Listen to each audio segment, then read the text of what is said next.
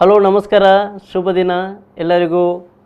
ಈ ದಿನದ ಕಾರ್ಯಕ್ರಮಕ್ಕೆ ಆತ್ಮೀಯವಾದಂತಹ ಸ್ವಾಗತ. ದಶಮ ಸಂಭ್ರಮದ ಆವಿಷ್ಕಾರ ಯೋಗ ಹಾಗೂ ಎನಪಯ ಡೀಮ್ಡ್ ಯೂನಿವರ್ಸಿಟಿ ಸಹಯೋಗದಲ್ಲಿ ನಡೆಯುತ್ತಿರುವಂತಹ ಯೋಗ ಆರೋಗ್ಯ ಜ್ಞಾನಾಮೃತ ಕಾರ್ಯಕ್ರಮಕ್ಕೆ ನಿಮಗೆಲ್ಲರಿಗೂ ಮತ್ತೊಮ್ಮೆ ಆತ್ಮೀಯವಾಗಿ ಸ್ವಾಗತಿಸ್ತಾ ಇದ್ದೀನಿ. ಇವತ್ತಿನ ಕಾರ್ಯಕ್ರಮದ ಅತಿಥಿಯನ್ನು ಪರಿಚಯಿಸಲು ಮೊದಲನೇದಾಗಿ ಸಂತೋಷ ಪಡ್ತಾ ಇದ್ದೀನಿ. ಅದರ ಮೊದಲು ಇವತ್ತಿನ ವಿಷಯ ಬೆನ್ನು ನೋವಿಗೆ ಯೋಗ ಚಿಕಿತ್ಸೆ ಯಾವ ರೀತಿಯ ಪರಿಣಾಮ ಅನ್ನೋದರ ಬಗ್ಗೆ ಇವತ್ತು ನಮ್ಮೊಟ್ಟಿಗೆ ಚರ್ಚಿಸಲಿಕ್ಕಿರುವವರು ಡಾಕ್ಟರ್ ಶ್ರೀ ತಿರುಮಲೇಶ್ವರ ಪ್ರಸಾದ್ ಸರ್ ಈ ಕಾರ್ಯಕ್ರಮಕ್ಕೆ ಆತ್ಮೀಯವಾಗಿ ಸ್ವಾಗತಿಸ್ತಾ ಇದ್ದೀನಿ ಸರ್. ನಮಸ್ತೆ sir. Doctor Tirumaleshwara Prasad sir ಅವರು ಮಂಗಳೂರು ವಿಶ್ವವಿದ್ಯಾನಿಲಯದ ಯೋಗ ವಿಜ್ಞಾನ ವಿಭಾಗ ಮತ್ತು ಮಾನವ ಪ್ರಜ್ಞೆ ವಿಭಾಗದಲ್ಲಿ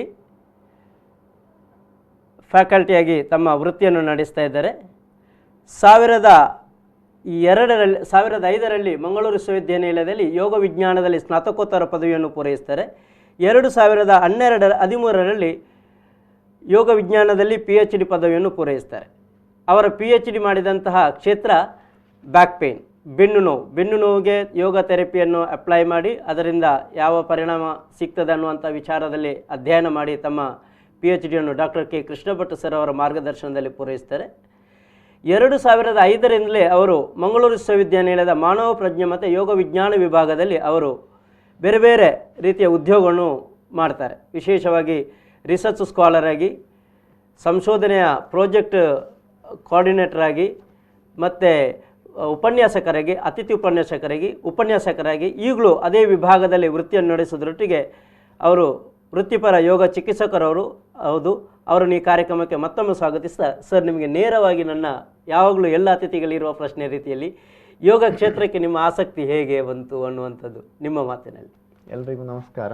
ಎಸ್, ನಾನು ಬಾಲ್ಯದಿಂದಲೇ ಬೆಳೆದ ಪರಿಸರ ನಮ್ಮ ಭಾರತೀಯ ಪರಂಪರೆಯ ವಿದ್ಯೆಗಳಿಗೆ ಅದೇ ರೀತಿ ಯೋಗಕ್ಕೆ ಎಲ್ಲ ಪೂರಕವಾದಂತಹ ಪರಿಸರ ಆಗಿತ್ತು. ಓಕೆ. ಹಾಗೆ ಯೋಗದ ಬಗ್ಗೆ ಒಂದು ರೀತಿಯ ಆಸಕ್ತಿ ಅದು ಚಿಕ್ಕಂದಿನಲ್ಲೇ ನನಗೆ ಗೊತ್ತಿಲ್ಲದ ಹಾಗೆ ನನ್ನಲ್ಲಿತ್ತು.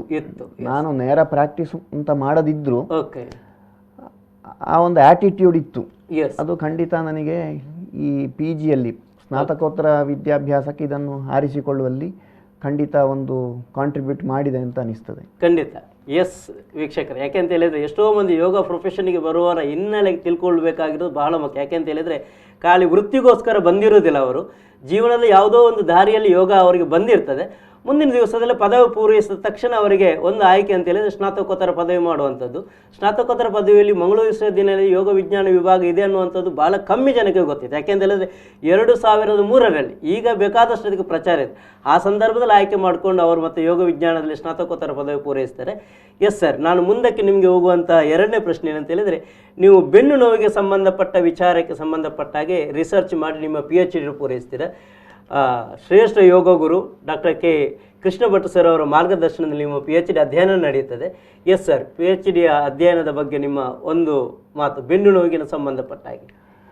ಸ್ನಾತಕೋತ್ತರ ಪದವಿ ಪೂರೈಸಿದ ನಂತರ ನಾನು ನನ್ನ ಗೈಡ್ ಆದಂಥ ಡಾಕ್ಟರ್ ಕೃಷ್ಣ ಭಟ್ ಅವರ ಅಂಡರಲ್ಲೇ ಯೋಗ ಥೆರಪಿಸ್ಟ್ ಆಗಿ ಕೆಲಸ ಮಾಡ್ತಾ ಇದ್ದೆ.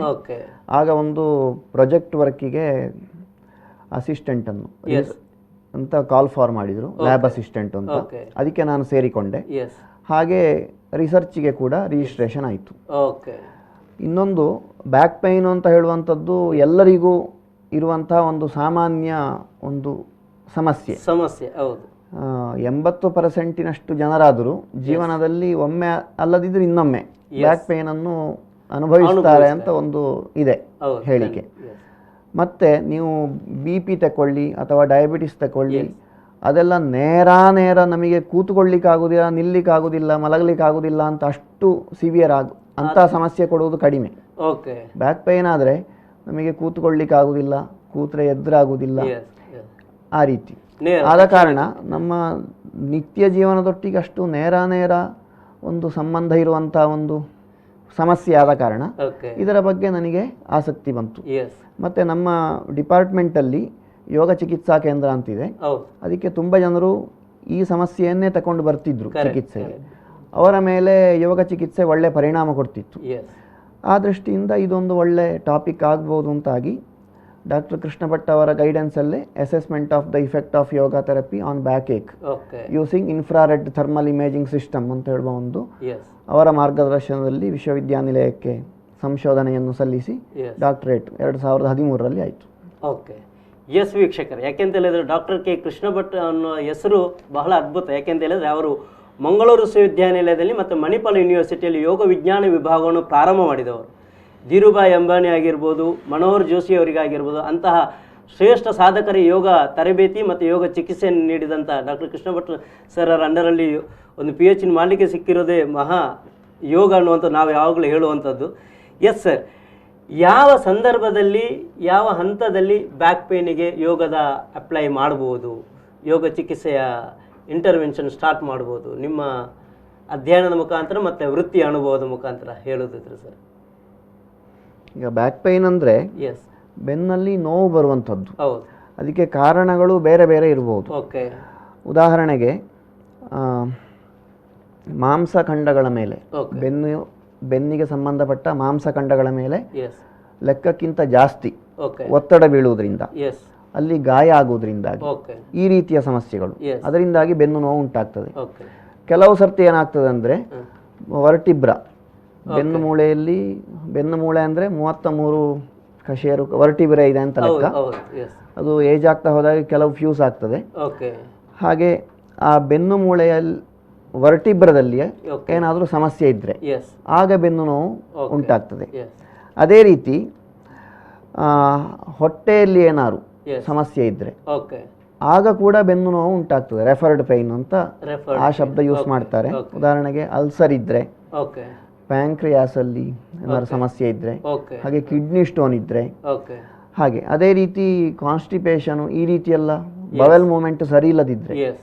ಆಗ ಕೂಡ ಬೆನ್ನಲ್ಲಿ ಆ ರೀತಿಯ ನೋವು ಉಂಟಲ್ಲ, ಹೌದು. ಬೆನ್ನು ನೋವು ಇದ್ದರೆ ಜಾಸ್ತಿ ಆಗ್ತದೆ. ಹೌದು, ಆ ಇಲ್ಲ ಇದ್ದರೆ ಹ್ಮ್. ಒಂದು ರೀತಿ ಎಂಥದ್ದು ಲ್ಯಾಕ್ ಆಫ್ ಕಂಫರ್ಟ್ನೆಸ್, ಓಕೆ. ಅದು ಖಂಡಿತವಾಗಿಯೂ ಅನುಭವಕ್ಕೆ ಬರ್ತದೆ. ಎಸ್. ಹಾಗೆ ಡಿಸ್ಕ್ ಪ್ರೊಲ್ಯಾಪ್ಸ್ ಅಂತ ಓಕೆ. ನಮ್ಮ ಎರಡು ವರ್ಟಿಬ್ರದ ಮಧ್ಯೆ, ನಾನು ಈಗಾಗಲೇ ಹೇಳಿದೆ ವರ್ಟಿಬ್ರೆ ಅಂತ ಇದೆ ಹೌದು, ಬೆನ್ನು ಮೂಳೆಯಲ್ಲಿ, ಹೌದು. ನಮ್ಮ ಸ್ಪೈನಲ್ಲಿ. ಓಕೆ. ಆ 2 ವರ್ಟಿಬ್ರೆಗಳ ಮಧ್ಯೆ ಓಕೆ. ಡಿಸ್ಕ್ ಅಂತ ಇದೆ. ಎಸ್. ಆ ಡಿಸ್ಕಿನ ಮೇಲೆ ಲೆಕ್ಕಕ್ಕಿಂತ ಜಾಸ್ತಿ ಒತ್ತಡ ಬಿದ್ದಾಗ ನಮ್ಮ ಬೇರೆ ಬೇರೆ ಚಟುವಟಿಕೆಗಳ ಮೂಲಕ ಇರ್ಬೋದು, ಓಕೆ. ಆಗ ಡಿಸ್ಕ್ ಪ್ರೊಲ್ಯಾಪ್ಸ್ ಅಂತ ಆಗ್ತದೆ. ಓಕೆ.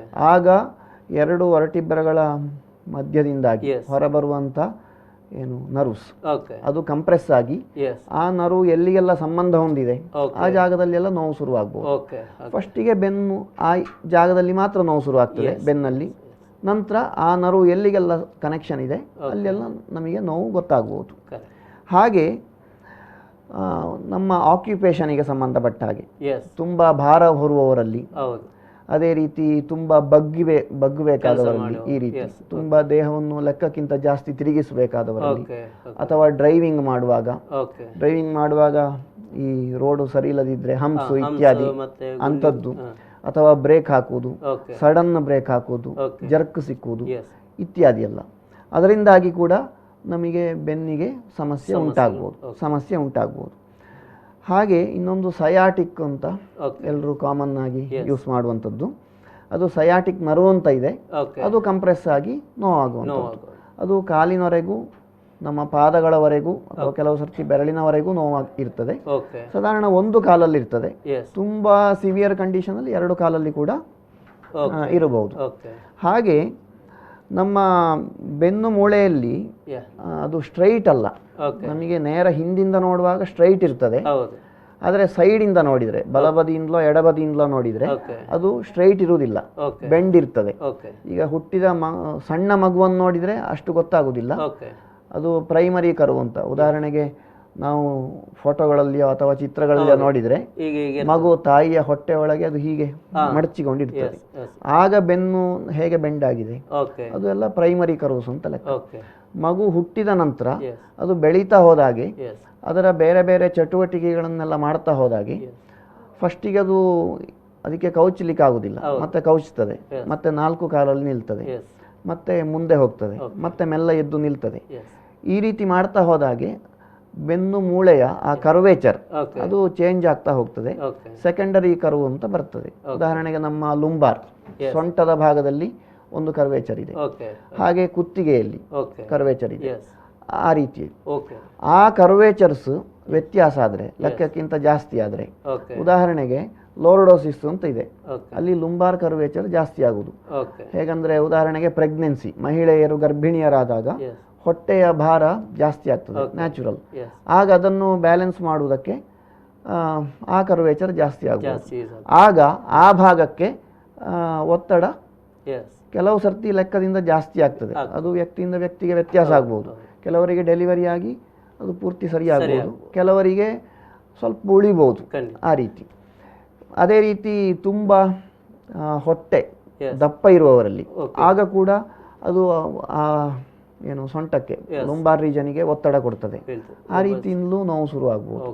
ಹಾಗೆ ಅಂತ ಎಸ್ ವೀಕ್ಷಕರೇ, ನಮಗೆ ಈಗಾಗಲೇ ಗೊತ್ತಾಯಿತು ಬ್ಯಾಕ್ ಪೇಯ್ನಿಗೆ ಹಲವಾರು ಕಾರಣಗಳು. ಖಾಲಿ ಒಂದು ಬಿದ್ದು ಮಾತ್ರ ಬ್ಯಾಕ್ ಪೇನ್ ಬರೋದಲ್ಲ, ನಮ್ಮ ಸಿಸ್ಟಮ್ನಲ್ಲಿ ಆಗಿರ್ಬೋದು, ಹೊಟ್ಟೆ ಒಳಗಡೆ ಇರುವಂಥ ನ್ಯೂನತೆಗಳಿಂದ ಆಗಿರ್ಬೋದು, ಬೆನ್ನು ನೋವುಗಳು ಬರ್ಬೋದು. ಆ ಬೆನ್ನು ನೋವು ಬಂದ ತಕ್ಷಣ ನಾವು ಪರಿಹಾರವಾಗಿ ಏನೆಲ್ಲ ತಗೊಳ್ಬೋದು ಅನ್ನುವಂಥದ್ದು ನಮಗೆ ಹೆಚ್ಚಿನವ್ರಿಗೆ ಪ್ರಯತ್ನ ಮಾಡಿರ್ತೀವಿ. ಮಾತ್ರ ತಗೊಂಡು ನೋವನ್ನು ಸುಧಾರಿಸಲಿಕ್ಕೆ ಪ್ರಯತ್ನ ಮಾಡಿರ್ತೀವಿ.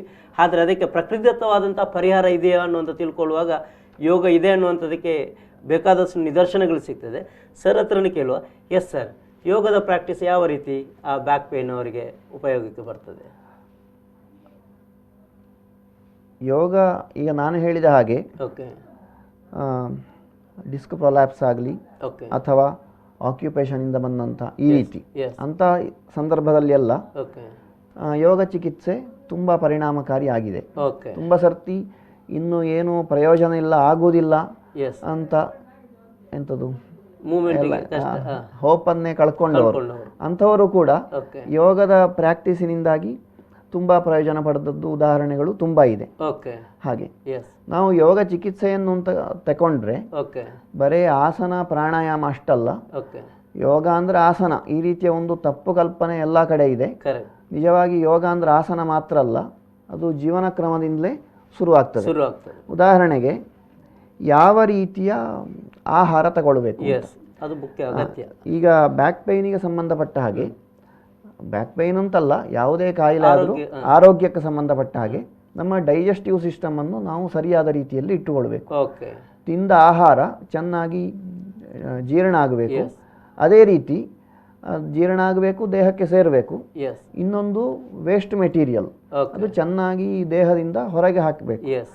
ಅಂದರೆ ಬವೆಲ್ ಮೂವ್ಮೆಂಟ್ ಅದು ಕರೆಕ್ಟ್ ಇರಬೇಕು, ಮೋಷನ್ ಸರಿಯಾಗಿ ಪಾಸ್ ಆಗಬೇಕು. ಈಗ ನಾವು ಏನು ಮಾಡ್ತೇವೆ ಅಂದರೆ ನಮ್ಮ ಆಹಾರ ಪದ್ಧತಿ ತುಂಬ ವ್ಯತ್ಯಾಸ ಆಗಿದೆ. ಅದರಿಂದಾಗಿ ಬವೆಲ್ ಮೂವ್ಮೆಂಟ್ಸ್ ಸರಿ ಆಗ್ತದೆ ಅಂತ ಹೇಳಲಿಕ್ಕೆ ಆಗುದಿಲ್ಲ, ತಿಂದ ಆಹಾರ ಸರಿ ಕರಗ್ತದೆ ಅಂತ ಹೇಳಲಿಕ್ಕೆ ಆಗುದಿಲ್ಲ. ನಾವು ಹೆಚ್ಚಾಗಿ ನಮ್ಮ ದೇಹಕ್ಕೆ ಅದು ಬೇಕಾ ಬೇಡವಾ, ಅದು ಆರೋಗ್ಯಕ್ಕೆ ಒಳ್ಳೆಯದ ಅಲ್ವಾ, ತಿಂದ ಪ್ರಮಾಣ ಸಾಕಾ ಸಾಲ್ದ, ಅಂದರೆ ಎನರ್ಜಿ ಎಷ್ಟು ಬೇಕು ಅಂತ ಆ ರೀತಿ ಯೋಚನೆ ಮಾಡದೆ ತುಂಬ ಸರ್ತಿ ಬೋರ್ ಆಗ್ತದೆ ಅಂತ ತಿನ್ನುವುದು, ನಾಲಿಗೆಯ ರುಚಿಗೆ ಬೇಕಾಗಿ ತಿನ್ನುವುದು, ಅದು ಹೊಟ್ಟೆಗೆ ತುಂಬ ಸರ್ತಿ ತೊಂದರೆ ಕೊಡಬಹುದು. ಅದರಿಂದಾಗಿ ಎಲ್ಲ ಏನಾಗ್ತದೆ ಅಂದರೆ ಬವೆಲ್ ಮೂಮೆಂಟ್ಸ್ ಸರಿ ಇರುವುದಿಲ್ಲ, ಅದು ಸಮಸ್ಯೆ ಆಗ್ತದೆ. ಆದ ಕಾರಣ ಆಹಾರವನ್ನು ನಾವು ಸರಿಯಾದ ರೀತಿಯಲ್ಲಿ ತಗೊಳ್ಬೇಕು. ಫೈಬರಸ್ ಐಟಮ್ಸ್ ಎಲ್ಲ ತಗೊಂಡ್ರೆ ಅದು ಏನು ಮೋಷನ್ ಫ್ರೀ ಇರ್ತದೆ, ನಮಗೆ ಬವೆಲ್ ಮೂವ್ಮೆಂಟ್ ಸುಲಭ ಆಗ್ತದೆ.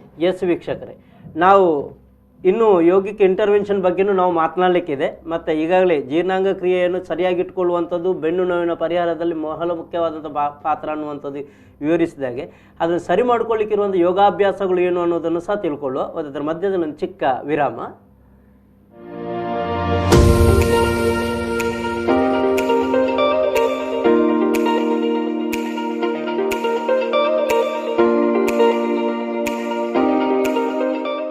ಎಸ್ ಸರ್, ನಾವು ಈಗಾಗಲೇ ಬ್ಯಾಕ್ ಪೇನ್ಗೆ ರೆಮಿಡಿಯಾಗಿ ಯೋಗದ ಬಗ್ಗೆ ಡಿಸ್ಕಷನ್ ಮಾಡ್ತಾ ಇದ್ವಿ, ನೀವು ಜೀರ್ಣಾಂಗ ಕ್ರಿಯೆ ಬಗ್ಗೆ ಮಾತನಾಡ್ತಾ ಇದ್ರಿ. ಎಸ್, ಅಲ್ಲಿಂದಲೇ ನಾವು ವಿಷಯವನ್ನು ಮುಂದುವರಿಸಿ.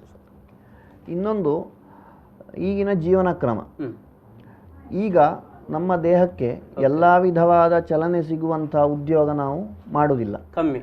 ಒಬ್ಬರ ಪ್ರೊಫೆಷನ್ ಅದುವೇ, ಇನ್ನೊಬ್ಬರ ಪ್ರೊಫೆಷನ್ ಅದುವೇ. ಹಾಗಾಗಿ ಕೂತು ಕೆಲಸ ಮಾಡುವಂಥವರು ಕೂತೇ ಕೆಲಸ ಮಾಡುವುದು. ಅವರಿಗೆ ಬೇರೆ ದೇಹದ ಭಂಗಿಗಳಲ್ಲಿ ಇರುವಂತಹ ಅವಕಾಶ ಕಡಿಮೆ ಇರ್ತದೆ. ಮತ್ತು ಪ್ರೊಫೆಷನ್ ಅಂತ ಹೇಳುವಾಗ ಸಾಧಾರಣ ಒಂದು 8 ಗಂಟೆಯ ಎಲ್ಲ ನಾವು ತೊಡಗಿಸಿಕೊಳ್ಬೇಕಾಗ್ತದೆ. ಅಷ್ಟು ಹೊತ್ತು ನಾವು ಅದೇ ಭಂಗಿಯಲ್ಲಿರುವಾಗ ಅದು ಬೆನ್ನಿನ ಮೇಲೆ ಒತ್ತಡ ಉಂಟು ಮಾಡಬಹುದು. ನಾವು ಸರಿಯಾದ ರೀತಿಯಲ್ಲಿ ನಮ್ಮ ಪೊಸಿಷನನ್ನು ಕಾಪಾಡಿಕೊಂಡ್ರೆ, ದೇಹದ ಸ್ಥಿತಿಯನ್ನು ಕಾಪಾಡಿಕೊಂಡ್ರೆ ಸ್ವಲ್ಪ ಮಟ್ಟಿಗೆ ಕಮ್ಮಿ ಆಗ್ಬೋದು.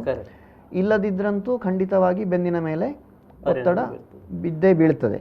ಹಾಗೆ ಈ ಸಂದರ್ಭದಲ್ಲಿ ನಾವು ಈ ಒತ್ತಡವನ್ನು ನಿವಾರಿಸಲಿಕ್ಕೆ ಸ್ವಲ್ಪ ಯೋಗದ ಪ್ರಾಕ್ಟೀಸ್ ಮಾಡಿದರೆ ಖಂಡಿತವಾಗಿ ಹೆಲ್ಪ್ ಆಗ್ತದೆ.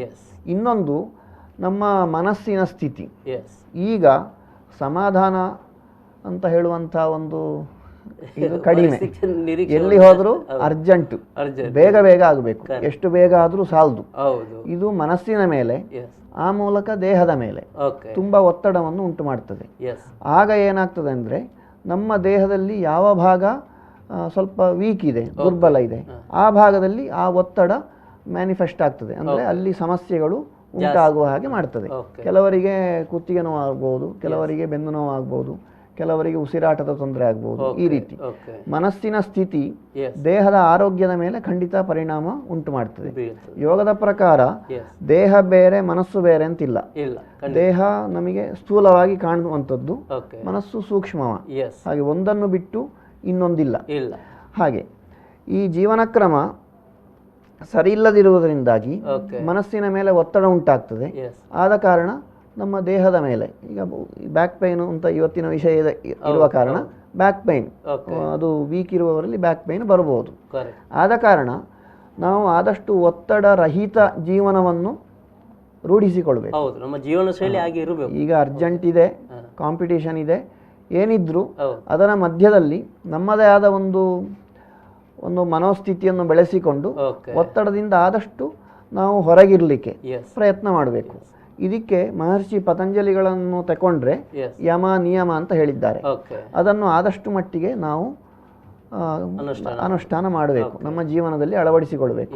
ಹಾಗೆ ಈಗ ಕೂತುಕೊಳ್ಳುವಾಗ ಓರೆ ಕೋರೆ ಕೂತುಕೊಳ್ಳುವ ಬದಲು ನೆಟ್ಟಗೆ, ಚೇರಲ್ಲಿ ಕೂತುಕೊಳ್ಳುವಾಗ ನೆಟ್ಟಗೆ, ಅದೇ ರೀತಿ ಈಗ ಕಂಪ್ಯೂಟರ್ ಇತ್ಯಾದಿ ಯೂಸ್ ಮಾಡುವಾಗಲೂ ಅದು ಸರಿಯಾದ ಪೊಸಿಷನ್ ಇರುವ ಹಾಗೆ, ರಿಸ್ಟ್ ಪೈನೋ ಅಥವಾ ನೆಕ್ ಪೈನೋ ಬಾರದ ಹಾಗೆ ಆ ರೀತಿ ಗಮನ ಕೊಡಬೇಕು. ಹಾಗೆ ನಿಲ್ಲುವಾಗಲೂ ಕೆಲವರು ಒಂದೇ ಕಾಲಿಗೆ ಭಾರ ಹಾಕಿ ನಿಲ್ಲುವುದು ಇತ್ಯಾದಿ ಎಲ್ಲ ಇರ್ತದೆ. ಆ ರೀತಿ ಮಾಡದೆ ಎರಡೂ ಕಾಲಿಗೆ ಭಾರ ಹಾಕಿ ಚೆನ್ನಾಗಿ ಬ್ಯಾಲೆನ್ಸ್ ಅಲ್ಲಿ ನಿಲ್ಲುವುದನ್ನು ನಾವು ಅಭ್ಯಾಸ ಮಾಡಬೇಕು. ಫಸ್ಟಿಗೆ ಸ್ವಲ್ಪ ನೆನಪು ಮಾಡಿಕೊಂಡು ಮಾಡಬೇಕಾದೀತು, ಮತ್ತೆ ಅದು ಅಭ್ಯಾಸಕ್ಕೆ ಬರ್ತದೆ. ಆ ರೀತಿ ಇನ್ನೊಂದು, ನಾವು ನಿದ್ರೆ ಮಾಡುವಾಗ ಸಾಧಾರಣ ಒಂದು 6 ಗಂಟೆ ಎಲ್ಲ ನಿದ್ರೆ ಮಾಡ್ತೇವೆ, ಕೆಲವರು ಜಾಸ್ತಿ ಮಾಡ್ಬೋದು. ಅಷ್ಟು ಹೊತ್ತು ನಮ್ಮ ಬೆನ್ನು ಮೂಳೆ ಓರೆ ಕೋರೆ ಇದ್ರೆ ಖಂಡಿತವಾಗಿಯೂ ಸಮಸ್ಯೆ ಬರಬಹುದು. ಈಗ ಕೆಲವರಿಗೆಲ್ಲ ಮನೆಯಲ್ಲೇ ನಿದ್ರೆ ಮಾಡಿದರೆ ಸಮಸ್ಯೆ ಆಗುದಿಲ್ಲ. ಇನ್ನೊಂದು ಕಡೆಗೆ ಹೋದ್ರೆ ಅಲ್ಲಿ ಹೋದ ಕಡೆಯಲ್ಲಿ ಬೆಡ್ ಅವರು ವ್ಯವಸ್ಥೆ ಮಾಡಿ ಕೊಡ್ತಾರೆ ನಾವು ಹಾಲ್ಟ್ ಮಾಡುವಾಗ. ಅದು ಮನೆಯ ಬೆಡ್ಡಿನಾಗೆ ಆಗುದಿಲ್ಲ. ಬೆಳಿಗ್ಗೆ ಏಳುವಾಗ ಸ್ವಲ್ಪ ಬ್ಯಾಕ್ ಪೈನ್ ಎಲ್ಲ ಖಂಡಿತ ಅನುಭವಕ್ಕೆ ಬಂದ್ರೆ ಅದೇನು ವಿಶೇಷ ಅಲ್ಲ. ಯಾಕಂದ್ರೆ ನಾವು 6 ಗಂಟೆಯೋ 7 ಗಂಟೆಯೋ ನಮಗೆ ಹೊಂದಿಕೆ ಆಗದ ಸ್ವಲ್ಪ ರಾಂಗ್ ಸ್ಥಿತಿಯಲ್ಲಿ ಇರಬಹುದು. ಬೆನ್ನು ಮೂಳೆಗೆ ಅಷ್ಟು ಕಂಫರ್ಟೇಬಲ್ ಅಲ್ಲದ ಸ್ಥಿತಿಯಲ್ಲಿ ನಿದ್ರೆ ಮಾಡಿರ್ತಾರೆ.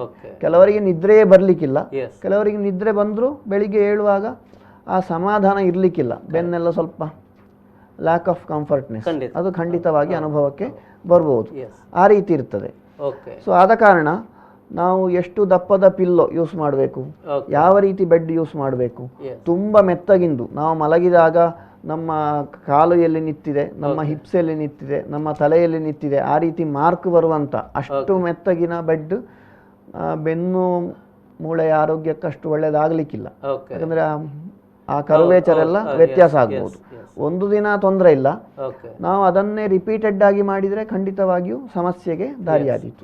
ಆದ ಕಾರಣ ಹೌದು, ಆಸನ ಮಾತ್ರ ಮಾಡುವುದಲ್ಲ, ಆಹಾರ ಇಂಥ ಸಣ್ಣ ಸಣ್ಣ ಅಂಶಗಳು ಕೂಡ ನಮಗೆ ಖಂಡಿತವಾಗಿಯೂ ಇಂಪಾರ್ಟೆಂಟ್. ಹಾಗೆ ಕ್ರಿಯಾಸು ಅಂತ ಇದೆ, ಹೌದು, ಯೋಗದ ಕ್ರಿಯೆಗಳು. ಅದು ಅಗ್ನಿಸಾರ ಅಂತ ಇದೆ. ಅದು ಹೇಗಂದ್ರೆ ನಮ್ಮ ಅಬ್ಡಾಮಿನಲ್ ರೆಕ್ಟೈ, ಹೊಟ್ಟೆಗೆ ಸಂಬಂಧಪಟ್ಟ ಮಾಂಸಖಂಡಗಳನ್ನು ಒಳ್ಳೆ ಸ್ಥಿತಿಯಲ್ಲಿ ಇಡುವಂಥದ್ದು.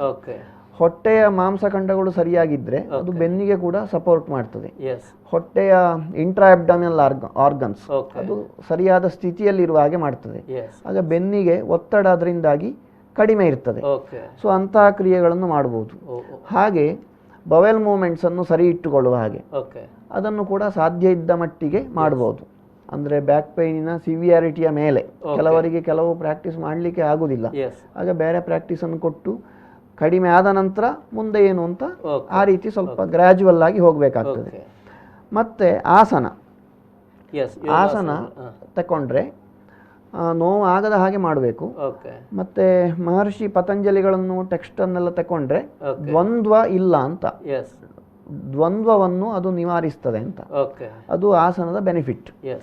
ಈ ಫಿಸಿಕಲಿ ಅಥವಾ ಮೆಂಟಲಿ ದ್ವಂದ್ವ ಇದ್ದರೆ ಅದರಿಂದಾಗಿ ನಮಗೆ ನೋವು ಉಂಟಾಗ್ತದೆ.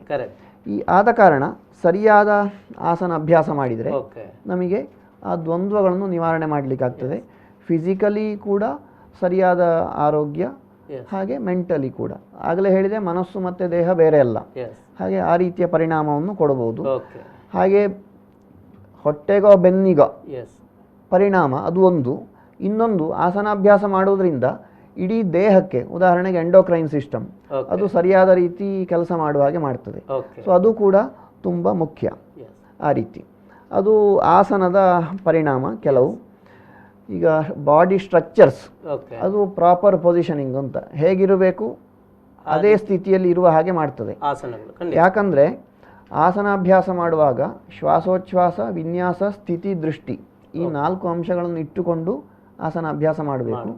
ಇದನ್ನು ಸರಿಯಾದ ರೀತಿ ಮಾಡಿದರೆ ನಮ್ಮ ದೇಹದ ಯಾವ ರಚನೆ ಹೇಗಿರಬೇಕು ಹಾಗೆ ಇರುವ ಹಾಗೆ ಮಾಡ್ತದೆ.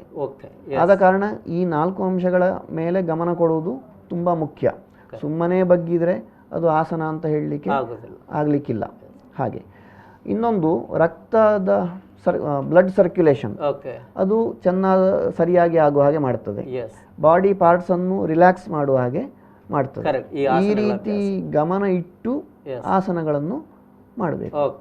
ಹಾಗೆ ಎಸ್ ಸರ್. ಇನ್ನು ನಾನು ಗಮನಿಸಿದಾಗೆ ಹಲವಾರು ಮಂದಿಗೆ ನೀವು ಯೋಗ ಥೆರಪಿಯನ್ನು ಅಪ್ಲೈ ಮಾಡಿದ್ದೀರಿ. ಯೋಗ ಬ್ಯಾಕ್ ಪೇಯ್ನ್ ಅವರಿಗೆ ರೆಮಿಡಿಯಾಗಿ ತಿಳ್ಕೊಳ್ಬೋದು. ಅದಕ್ಕೆ ಎಲ್ರಿಗೂ ಈಕ್ವಲ್ ಆಗಿ ಅದು ಹೇಳಲಿಕ್ಕೆ ಆಗೋದಿಲ್ಲ. ಅದು ಕ್ಯಾಶುವಲ್ ಆಗಿ ನಾವು ಅಪ್ಲೈ ಮಾಡ್ಬೋದು. ಯೋಗಿಕ್ ಪ್ರಾಕ್ಟೀಸಸ್ಗಳು ಏನು ಅಂತೇಳಿ ಹೇಳ್ಬೋದು. ಈಗ ನೀವೊಂದು ಅಗ್ನಿಸಾರ ಬಗ್ಗೆ ಹೇಳಿದ್ರಿ. ಎಸ್, ಇನ್ನು 5 ಓಕೆ. ಹಾಗೆ ಪ್ರಾಣಾಯಾಮ ಇದೆ. ಓಕೆ. ಪ್ರಾಣಾಯಾಮ ಮನಸ್ಸು ಮತ್ತು ದೇಹ ಬೇರೆ ಅಲ್ಲ. ಹಾಗೆ ಮನಸ್ಸು ಮತ್ತು ಉಸಿರಾಟ ಅದಕ್ಕೆ ಕೂಡ ಸಂಬಂಧ ಇದೆ. ನಮ್ಮ ಮನಸ್ಸು ಡಿಸ್ಟರ್ಬ್ ಆಗಿದ್ದಾಗ ನಮ್ಮ ಉಸಿರಾಟದಲ್ಲಿ ಕೂಡ ಅದು ವ್ಯಕ್ತ ಆಗ್ತದೆ. ಆದ ಕಾರಣ ಉಸಿರಾಟವನ್ನು ಸರಿಯಾದ ರೀತಿ ಇಟ್ಟುಕೊಂಡ್ರೆ ನಮ್ಮ ಮನಸ್ಸನ್ನು ಸರಿಯಾದ ರೀತಿ ಇಟ್ಟುಕೊಳ್ಬೋದು. ಹಾಗೆ ಯೋಗದ ಪ್ರಕಾರ ನಮ್ಮ ದೇಹದ ಎಲ್ಲ ಚಟುವಟಿಕೆ ಆಗುವಂಥದ್ದು ಪ್ರಾಣ ಅಂತ ಹೇಳುವುದರ ಮೂಲಕ. ಆ ಪ್ರಾಣವನ್ನು ಪ್ರಾಣಾಯಾಮದ ಮೂಲಕ ಸರಿಯಾದ ರೀತಿಯಲ್ಲಿ ಇಟ್ಟುಕೊಳ್ಳಿಕ್ಕಾಗ್ತದೆ. ನಾಡಿ ಅಂತ ಇದೆ, ಈ ಪ್ರಾಣ ಚಲನೆ ಆಗುವಂಥ ಏನು ಚಾನಲ್ಸ್, ಅದನ್ನು ಕೂಡ ಸರಿಯಾದ ರೀತಿಯಲ್ಲಿ ಪರಿಶುದ್ಧವಾಗಿ ಇಟ್ಟುಕೊಳ್ಬಹುದು. ನಾಡಿಗಳು ಅಶುದ್ಧ ಆದರೆ ಪ್ರಾಣದ ಹರಿವು ಸರಿ ಇರುವುದಿಲ್ಲ, ಅದರಿಂದಾಗಿ ಸಮಸ್ಯೆಗೆ ಕಾರಣ ಆಗ್ತದೆ. ಹಾಗೆ ಇನ್ನು ಧ್ಯಾನ ಮತ್ತು ರಿಲ್ಯಾಕ್ಸೇಷನ್ ಅದು ನಮ್ಮ ಸುಪ್ತ ಮನಸ್ಸಿನಲ್ಲಿ ಇರುವಂಥ ಒತ್ತಡಗಳನ್ನು ನಿವಾರಣೆ ಮಾಡಲಿಕ್ಕೆ ಧ್ಯಾನ ತುಂಬ ಉತ್ತಮವಾದಂತಹ ಸಾಧನ. ಧ್ಯಾನ ಹೇಯ ತದ್ವೃತ್ತಯ ಅಂತ ಪತಂಜಲಿಯವರು ಒಂದು ಸೂತ್ರದಲ್ಲಿ ಹೇಳಿದ್ದಾರೆ. ಹಾಗೆ ಆ ರೀತಿ ತುಂಬ ಸೂಕ್ಷ್ಮವಾದ ಥಾಟ್ಸ್ ಸುಪ್ತ ಮನಸ್ಸಿನಲ್ಲಿ ಇರುವಂಥದ್ದು ಅದನ್ನು ಕೂಡ ಈ ಧ್ಯಾನದ ಮೂಲಕ ನಿವಾರಣೆ ಮಾಡಲಿಕ್ಕೆ ಆಗ್ತದೆ. ಇನ್ನು ರಿಲ್ಯಾಕ್ಸೇಷನ್, ಯೋಗ ನಿದ್ರಾ, ಶವಾಸನ ಮತ್ತು ಯೋಗ ನಿದ್ರಾ ಅದೆಲ್ಲ ಉಪಯೋಗಕ್ಕೆ ಬರ್ತದೆ. ಸೊ ದೇಹವನ್ನು ಮತ್ತು ಮನಸ್ಸನ್ನು ರಿಲ್ಯಾಕ್ಸ್ ಮಾಡುವಂಥದ್ದು. ಸೊ ದೇಹ ರಿಲ್ಯಾಕ್ಸ್ ಆದರೆ ಮನಸ್ಸು ಕೂಡ ರಿಲ್ಯಾಕ್ಸ್ ಆಗ್ತದೆ, ಮನಸ್ಸು ರಿಲ್ಯಾಕ್ಸ್ ಆದರೆ ದೇಹ ರಿಲ್ಯಾಕ್ಸ್ ಆಗ್ತದೆ. ಸೊ ಎರಡೂ ರಿಲ್ಯಾಕ್ಸ್ ಆದರೆ ನಮ್ಮ ಅನಾರೋಗ್ಯದ ಸ್ಥಿತಿಯಿಂದ ನಾವು ಹೊರಗೆ ಬರಬಹುದು. ಸೊ ಗುಣಮುಖ ಆಗಲಿಕ್ಕೆ ಆ ರಿಲ್ಯಾಕ್ಸ್ಡ್ ಸ್ಟೇಟ್ ಅದು ತುಂಬ ಮುಖ್ಯ. ಸೊ ಈ ಯೋಗದ ಬೇರೆ ಬೇರೆ ಪ್ರಾಕ್ಟೀಸ್ಗಳನ್ನು ಮಾಡೋದ್ರಿಂದ ನಮಗೆ ಇಂಥದ್ದನ್ನೆಲ್ಲ ಸಾಧಿಸಲಿಕ್ಕೆ ಆಗ್ತದೆ. ಆ ಮೂಲಕ ಏನು ಬ್ಯಾಕ್ ಪೇಯ್ನನ್ನು ಕೂಡ ನಾವು ಖಂಡಿತವಾಗಿಯೂ ಪರಿಣಾಮಕಾರಿಯಾಗಿ ಚಿಕಿತ್ಸೆಯಿಂದ ಹೋಗಲಾಡಿಸ್ಬೋದು. ಯೋಗಾಭ್ಯಾಸದ ಎಲ್ಲ ಪ್ರಕಾರಗಳು ನಮಗೆ ಅಪ್ಲೈ ಆಗಬೇಕು. ಅಂದರೆ ಕ್ರಿಯಾಸ ಅಪ್ಲೈ ಮಾಡ್ಬೋದು, ಆಸನಗಳು ಅಪ್ಲೈ ಮಾಡ್ಬೋದು, ಪ್ರಾಣಾಯಾಮವನ್ನು ಮಾಡ್ಬೋದು, ರಿಲ್ಯಾಕ್ಸೇಷನ್ ಮತ್ತು ಮೆಡಿಟೇಷನ್ ಮಾಡಬೇಕು ಬ್ಯಾಕ್ ಪೇನ್. ಯಾರಿಗೆ ಯಾವ ರೀತಿಯ ಅಭ್ಯಾಸಗಳನ್ನು ನಿರ್ಧಾರ ಮಾಡುವಂಥದ್ದು ಕನ್ಸಲ್ಟೇಷನ್ ಆದ ನಂತರ ಸಾಧ್ಯ. ಎಲ್ಲರಿಗೂ ಒಂದೇ ಪ್ರಾಕ್ಟೀಸ್ ಅಂತ ಅಲ್ಲ, ಓಕೆ ಆ ವ್ಯಕ್ತಿಯನ್ನು ಹೊಂದಿಕೊಂಡು ಪ್ರಾಕ್ಟೀಸ್ ಅನ್ನು ನಾವು ಅವರಿಗೆ ಕೊಡಬೇಕಾಗ್ತದೆ. ಓಕೆ. ಆದರೆ ಹೆಚ್ಚಿನ ಸಂದರ್ಭದಲ್ಲಿ ನಮಗೆ ಬ್ಯಾಕ್ ಪೇನ್ ಇದ್ದವರಿಗೆ ಒಂದು ಸಜೆಷನ್ಸ್ ಯೋಗ ಮಾಡಬೇಡಿ, ಯೋಗ ಸಮಸ್ಯೆ ಜಾಸ್ತಿ ಆಗ್ತದೆ ಬ್ಯಾಕ್ ಪೇನಿಗೆ ಅಂದರೆ ಯಾವ ರೀತಿಯ ಪ್ರಿಕಾಷನ್ ತಗೊಳ್ಬೇಕು? ಪ್ರಿಕಾಷನ್ ಅಂದರೆ ಸರಿಯಾದ ರೀತಿಯಲ್ಲಿ ಪ್ರಾಕ್ಟೀಸ್ ಮಾಡಬೇಕು, ಅದು ತುಂಬ ಮುಖ್ಯ. ಎಸ್. ಸೊ ಅಂದಾಜಿಗೆ ಫೋಟೋ ನೋಡಿ, ವಿಡಿಯೋ ನೋಡಿಯೋ, ಚಿತ್ರ ನೋಡಿಯೋ ಆ ರೀತಿ ಮಾಡುವುದಕ್ಕಿಂತ ಚಿಕಿತ್ಸೆಯ ದೃಷ್ಟಿಯಿಂದ ಮಾಡುವಾಗ ಸರಿಯಾದ ರೀತಿ ಮಾರ್ಗದರ್ಶನ ಪಡ್ಕೊಂಡು ಅವರಿಗೆ ಯಾವುದು ಪ್ರಾಕ್ಟೀಸ್ ಬೇಕು ಆ ರೀತಿ ಮಾಡುವುದೇ ತುಂಬ ಮುಖ್ಯ. ಮತ್ತು ತನಗೆ ಎಷ್ಟು ಸಾಧ್ಯ ಆಗ್ತದೆ ಅಷ್ಟನ್ನೇ ಮಾಡಬೇಕು, ಹೆಚ್ಚು ಮಾಡಲಿಕ್ಕೆ ಹೋಗಬಾರ್ದು. ಅದೇ ರೀತಿ ಒಂದು ದಿನದಲ್ಲಿ ಎಷ್ಟು ಪ್ರಾಕ್ಟೀಸ್ ಮಾಡ್ಬೋದು, ಈಗ ತುಂಬ ಸಿವಿಯರ್ ಇದ್ದರೆ ಆಗ ಎಲ್ಲ ಪ್ರಾಕ್ಟೀಸ್ ಮಾಡಲಿಕ್ಕೆ ಆಗೋದಿಲ್ಲ, ಅವರಿಗೆ ಎಷ್ಟು ಮಾಡ್ಬೋದು ಅಷ್ಟನ್ನೇ ಮಾಡಬೇಕು. ಆ ರೀತಿ ಗಮನ ಇಟ್ಟು ಮಾಡಬೇಕು. ರೋಗಿ ಬಲ ಮತ್ತು ರೋಗದ ಬಲ ನೋಡಿಕೊಂಡು ಹಾಗಾದ್ರೆ ನಿರ್ಧಾರ ಮಾಡಬೇಕು ಅಂತ ಹೇಳ್ತೀರಿ ನೀವು. ಯಾವುದು ಪ್ರಾಕ್ಟೀಸ್ ಇಂಥದ್ದೆಲ್ಲ ಪ್ರಾಕ್ಟೀಸ್ ಹೆಲ್ಪ್ ಆಗ್ತದೆ ಅಂತ ಅದನ್ನು ಎಲ್ಲ ಮಾಡಿದರೆ ಸಮಸ್ಯೆ ಬರ್ಬೋದು. ಎಸ್ ವೀಕ್ಷಕರೇ, ಬೆನ್ನು ನೋವಿದೆ ಅಂತೆಲ್ಲ ತಕ್ಷಣ ಭಯ ಪಡಬೇಕಾಗಿಲ್ಲ. ಬೆನ್ನು ನೋವಿಗೂ ಪರಿಣಾಮಕಾರಿಯಾಗಿ ಯೋಗ ಸಹಾಯಕ್ಕೆ ಬರ್ತದೆ ಅನ್ನುವಂಥದ್ದು ಡಾಕ್ಟರ್ ತಿರುಮಲೇಶ್ವರ ಪ್ರಸಾದ್ ಅವರ ಮಾತು. ಯಾಕೆಂದರೆ ಅನುಭವದಿಂದ ಅವರು ಹೇಳ್ತಾ ಇದ್ದಾರೆ. ಮುಂದಿನ ದಿವಸ ನಿಮ್ಮ ಆತ್ಮೀಯರಲ್ಲಿ ಯಾರಿಗಾದರೂ ಬೆನ್ನು ನೋವಿದ್ದರೆ ಒಂದು ಯೋಗ ಚಿಕಿತ್ಸೆಯ ಬಗ್ಗೆನೂ ಪ್ರಯತ್ನ ಮಾಡಲಿ ಅಂತ ಹೇಳುತ್ತಾ ಅತ್ಯುತ್ತಮವಾದಂತಹ ಮಾಹಿತಿಯನ್ನು ನಮ್ಮೊಟ್ಟಿಗೆ ಹಂಚಿದ್ದಾರೆ ಡಾಕ್ಟರ್ ತಿರುಮಲೇಶ್ವರ ಪ್ರಸಾದ್ ಸರ್ ಅವರಿಗೆ ಆವಿಷ್ಕಾರ ಯೋಗದ ಪರವಾಗಿ ಮತ್ತು ಎನಪೈ ಡೀಮ್ಡ್ ಯೂನಿವರ್ಸಿಟಿಯ ಪರವಾಗಿ ಮತ್ತು V4 ಚಾನಲ್ ಎಲ್ಲ ವೀಕ್ಷಕರ ಪರವಾಗಿ ಹೃತ್ಪೂರ್ವಕವಾದ ಧನ್ಯವಾದ ಸಮರ್ಪಿಸ್ತೀನಿ ಸರ್. ಧನ್ಯವಾದ. ನಮ್ಮ ಚಿರುಸ್ಮರಣೆಗೆ ಈ ಕಾರ್ಯಕ್ರಮ ಒದಗಿಸಿಕೊಟ್ಟ ನಿಮಗೆ, ಹಾಗೆ ವಿಭಾಗದಲ್ಲಿ ಸಂಶೋಧನೆಗೆ ಅವಕಾಶ ಮಾಡಿಕೊಟ್ಟು ನನಗೆ ಆ ಫೀಲ್ಡಲ್ಲೇ ಕಂಟಿನ್ಯೂ ಆಗುವಂಥ ಅವಕಾಶ ಕೊಟ್ಟ ನನ್ನ ಗುರುವೃಂದದವರಿಗೆ ಎಲ್ಲರಿಗೂ, ಆಗಿನ ನಮ್ಮ ಅಧ್ಯಕ್ಷರು ಮತ್ತು ರಿಸರ್ಚ್ ಮಾರ್ಗದರ್ಶಕರು ಮತ್ತು ಈಗಿನ ಅಧ್ಯಕ್ಷರು ಎಲ್ರಿಗೂ ನನ್ನ, ಹಾಗೆ ಫ್ರೆಂಡ್ಸ್ ಎಲ್ರಿಗೂ ನನ್ನ ಧನ್ಯವಾದಗಳನ್ನು. Thank you sir. Thank you sir. Thank you. Thank you. ನಿಮ್ಮಿಂದ ಇನ್ನದಷ್ಟು ಸಂಶೋಧನೆಗಳು, ವೃತ್ತಿ ಅನುಭವಗಳು ಮುಂದಿನ ದಿವಸದಲ್ಲಿ ಸಿಗಲಿ ಅಂತ ಹೇಳುತ್ತಾ ಈ ಕಾರ್ಯಕ್ರಮವನ್ನು ಇವತ್ತಿಗೆ ಕೊನೆಗೊಳಿಸ್ತಿದ್ವಿ. ವೀಕ್ಷಕರೇ, ನಾಳೆ ಯೋಗ ಫಾರ್ ಕಿಡ್ಸ್, ಮಕ್ಕಳು ಯೋಗ ಯಾವ ರೀತಿ ಅಭ್ಯಾಸ ಮಾಡಬೇಕು ಅನ್ನೋದರ ಬಗ್ಗೆ ಒಂದು ಪ್ರಾತ್ಯಕ್ಷತೆ ಇರ್ತದೆ. ಆ ಕಾರ್ಯಕ್ರಮದೊಟ್ಟಿಗೆ ನಾಳೆ ನಿಮ್ಮನ್ನು ಭೇಟಿ ಮಾಡ್ತಿದ್ದೀವಿ. ಇವತ್ತಿನ ಕಾರ್ಯಕ್ರಮವನ್ನು ಕೊನೆಗೊಳಿಸ್ತಿದ್ದೀವಿ. ಎಲ್ಲರಿಗೂ ಶುಭ ದಿನ. Thank you.